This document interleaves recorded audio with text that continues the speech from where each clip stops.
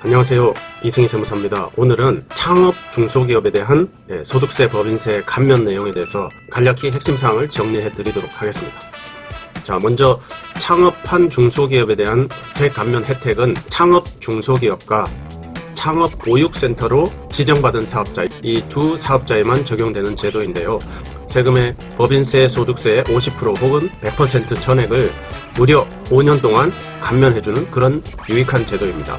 한번 살펴보도록 하겠습니다. 먼저 감면 기간인데요. 감면 기간은 최소한 5년은 보장을 해주고 있습니다. 어떻게 5년을 보장해주느냐? 최초로 소득이 발생한 그해 1년 감면을 해주고요. 그 다음부터 이제 4년 동안 역시 똑같은 비율로 50%, 100% 감면을 해주고 있습니다. 그렇기 때문에 최장 5년까지 감면을 해주는 그런 제도다, 이렇게 보시면 되겠습니다. 연구 개발업 등 초기에 수익이 발생하지 않는 그러한 업종에서는 5년 동안 유예기간을 주고 있습니다. 5년 동안 계속해서 소득이 없었어요. 결손이 5년 동안 났습니다. 그렇게 되면은 5년이 되는 해에 소득이 발생한 걸로 간주해서 감면 5년이 기산이 됩니다.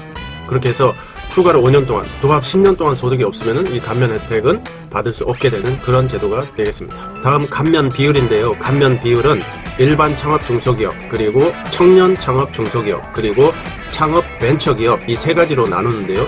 핵심적인 내용은 5년 동안 세금을 50% 혹은 100% 깎아준다, 이런 내용입니다. 한번 자세히 살펴보도록 하겠습니다. 먼저 일반 창업 중소기업입니다. 내용을 보시면은 수도권은 서울, 경기, 인천 이 지역이죠. 이 수도권 과밀 억제권역 내에서 청년 창업 중소기업이면은 50% 감면.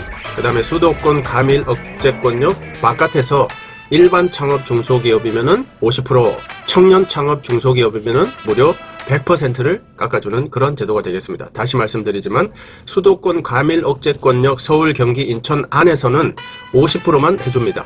그렇지만 이 과밀 억제권역을 벗어나면은 일반은 50%, 청년 창업은 100% 이렇게 감면을 해준다, 이런 의미가 되겠습니다.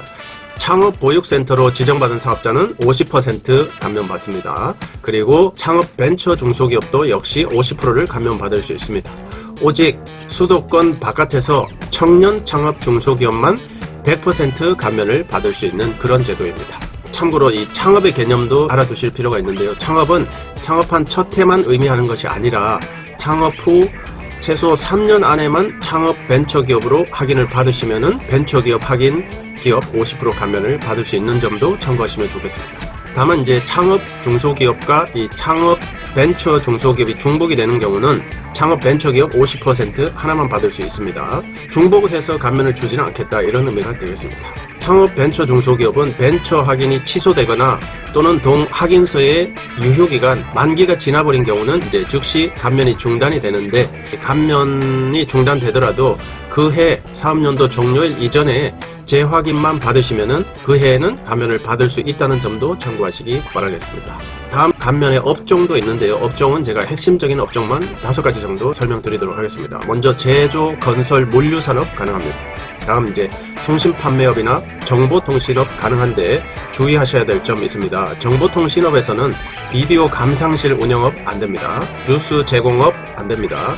블록체인 기반의 암호화 자산 매매나 중개업 안되겠습니다. 다음 세 번째 업종은 사업시설 관리, 사업지원 서비스업, 임대지원 서비스업 가능하겠습니다. 그 다음에 예술이나 스포츠, 여가 관련 서비스업도 가능한데 다만 이제 유흥이나 여가 관련 서비스업은 제외된다는 점 참고하시기 바랍니다. 다섯 번째, 협회나 단체 가능하고요. 수리 및 기타 개인 서비스업 가능하겠습니다. 예를 들면 개인 및 소비용품 수리업, 이용업, 미용업 모두 가능하겠습니다.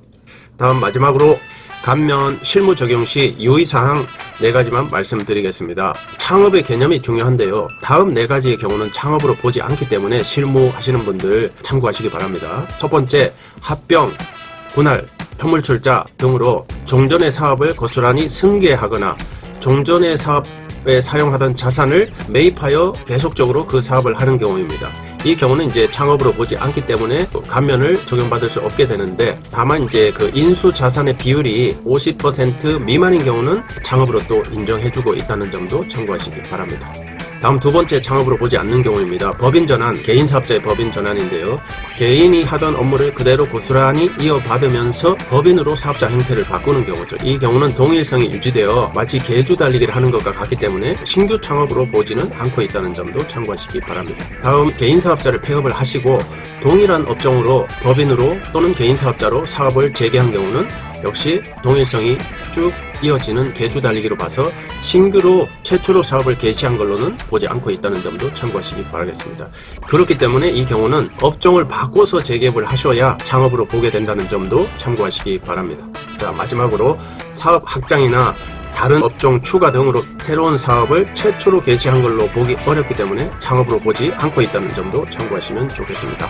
이상으로 창업 중소기업 등에 대한 세액 감면에 대해서 살펴봤습니다. 일반 창업기업 50%, 청년 창업기업 최대 100%, 그 다음에 창업 벤처 중소기업 50% 이렇게 세 가지 부분이 있고 업종도 굉장히 포괄적으로 인정해주고 있기 때문에 이 어려운 코로나 시대를 맞이하여 새롭게 창업하시는 분들은 유용한 세제 혜택, 무려 5년 동안 50% 혹은 100% 세금을 감면받을 수 있는 유용한 제도입니다.